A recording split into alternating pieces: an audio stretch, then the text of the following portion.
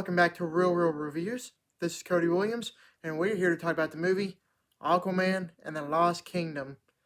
This is the newest addition and the final movie in the current DCEU film universe before it gets all rebooted under James Gunn. I will admit that the past few movies haven't really fascinated me, with the exception of The Flash, because I actually like that one. As for the first Aquaman film from a few years ago, I thought it was fun for what it was. Do I think it warranted a sequel? Not really, but here we are. Anyways, I just got done watching the movie, so you don't have to. Sure enough, let's get down to business and talk about it.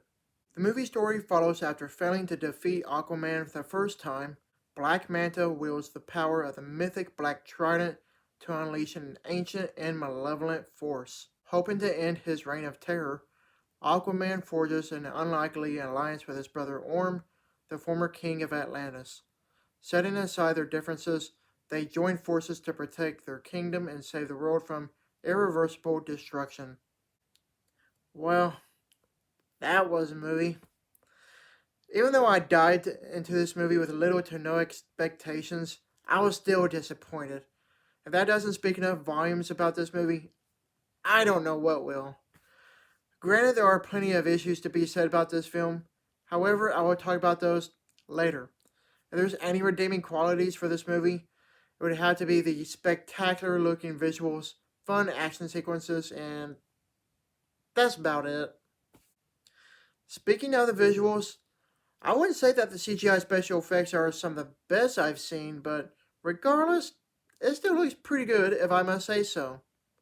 Well, let me rephrase that. I will say that CGI is intermittent at times. Sometimes it looks good, and there are some parts that unequivocally do not. It is also worth mentioning that the movie's cinematography is absolutely beautiful looking with just how colorful it is. When it comes to the movie's action scenes, I actually had a lot of fun with them, I'm not gonna lie. They are all simply exhilarating to watch with everything you could ever ask for from a movie of this particular liking. Like I said earlier, this movie has a lot of issues. For starters, the movie slowly treads at some weird paces. Some scenes feel dragged out longer than they needed to be, and the whole movie itself felt a bit too overlong in runtime. Also, the movie's writing is not impressive at the slightest bit. The story feels derivative and uninspired, while the dialogue for all the characters is downright painful to sit through. To add into the mix, the movie doesn't know what it wants to be because at times it feels like a sci-fi adventure flick, a slapstick buddy cop film, a horror movie, or also as a drama.